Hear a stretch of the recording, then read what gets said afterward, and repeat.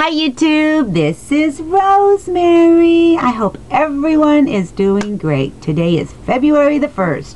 Woohoo for February. I've been really blessed. I don't know why I didn't come to this first. To get lots of nice comments. You know, I'm just so blessed. It really blesses my heart. Thank you so much. I'm going to read one. I don't usually shout anybody out, or at least I'm not going to shout this person out. This person is very humble and shy. She makes videos, but she's doing something in her video. She never shows her face or anything. I don't know why. To me, she's a beautiful person. No matter what you look like, you're beautiful. Anyway, she wrote something to me, and I've just got to share it. And it's always nice to get something nice, right? It's like opening up a box, you know, and finding goodies inside. Well, when you get these kind of comments, that's the way I feel. I feel like I've just received a gift. And she says, I am sure someone has told you they love you today, Rose. But either way, I am telling you now, I love you. You inspire me and help me feel a little better every time I watch one of your videos. And you do make total sense, she says, because I'm always asking, did I make any sense? Thank you, my friend. Oh, you're such a sweetheart.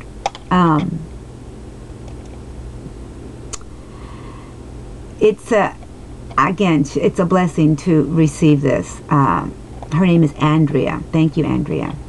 And again, she does have a YouTube channel, and I'm blessed to have friends like this, as well as I'm sure that everyone on here, when you receive a comment, don't you feel good? Doesn't it just warm your heart? In saying all this, I have something to read to you guys, and I don't really want to make this video long, but I wanted to share that because it makes a difference when you take the time to do these kinds of comments. And in my case, I pray before I do a video, and I always pray, God, speak through me. If you've got something to say today, speak through me, you know. And he always has something to say, didn't he? Vicky 2000, she did a video, and at the end of the video, she's thanking me, and she just always knows what to say. And you know, Becky said the same thing, and I don't know what, you know, I don't think it's me. I think it's just God through me that speaks, because I ask, God, speak through me, you know. So thank you. That really humbles me and makes me feel that God is using me. That really blesses my soul. It really blesses me. Thank you, thank you, thank you. I've had some people write to me and say, well, what do you do if you're having this problem and that problem with friends, you know? And I've written to them, and you know, what can you do, guys, but show love and respect?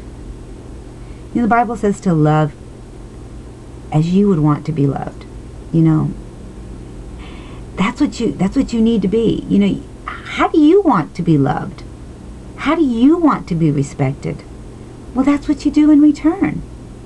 You know, if you're going to lash out and you're going to have a party bashing some friend, expect the consequences. You know, if those fires of lashing comes out, you know, a fire sometimes is uncontrollable. You cannot take water and try and get it out immediately. Sometimes that fire just keeps going. But when you have love, and you use kind words, and you use respectful words, and you have understanding, and you go to that person, because the Bible says go to that person, you know. Don't start telling everybody. Instead of going to that person first, go to that person and say, hey, you hurt me. What happened? Or I feel like I've been hurt. What happened? Go to that person. Don't start a fire. Drink some water. I don't know why I just said all that. Anyway, what I wanted to say was this. I have a devotional Bible that I love to read, and in this passage, it talks about how God is faithful, how God is the person that, or spirit or soul, however you want to word it, guys. He's a person to me. I love my Jesus. I love my God. Okay. He's faithful. And let me read what I want to say. He never changes. He never fails. He never goes back on any of his promises. If we are faithless, he will remain faithful, for he cannot disown himself. In other words, we can be faithless. You know, we break promises. We're not faithful. But guess what? We're not perfect either. God is the perfect one. And the Bible says that he is faithful. At times, we may forget his faithfulness to us. When trials and testing come, it may seem as if God has surely forgotten me. When friends fail us and our lives are falling apart, we may feel he has forsaken us. There seems to be so few people we can trust. Many people do not keep their word. Our faith in human nature becomes shaken, and we wonder if anyone is honest. Yet there is one, and that is God himself. Never will I leave you, he says. Never will I forsake you. That is in Hebrews 13:5, if you want to go look that up. He says he will never leave you. He will never forsake you. People, you know, they forsake us. They can be unkind. They can be disrespectful.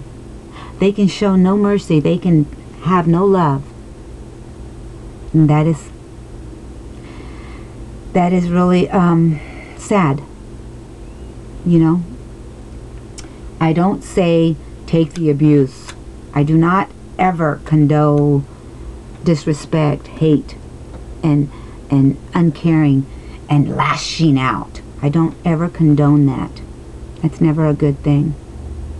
But I will say that I've been in those situations where people have hurt me. And the best thing that I can say to you is that take a deep breath. Stop and think, is that person having a bad time right now? Is there anything that I could say in a kind way that can bring that fire down? I may not be able to smooth it all out, but is there anything that I could say at that moment that would reflect what is in here? God's love, God's mercy, God's kindness. Is there anything that I could just smooth that over for the time being? Stop and always think instead of just, you know. Try and be an understanding person. Try and have respect always. Try and show love and kindness. Sometimes a friend, you know, because again, we're not perfect. We're not. I'm not perfect.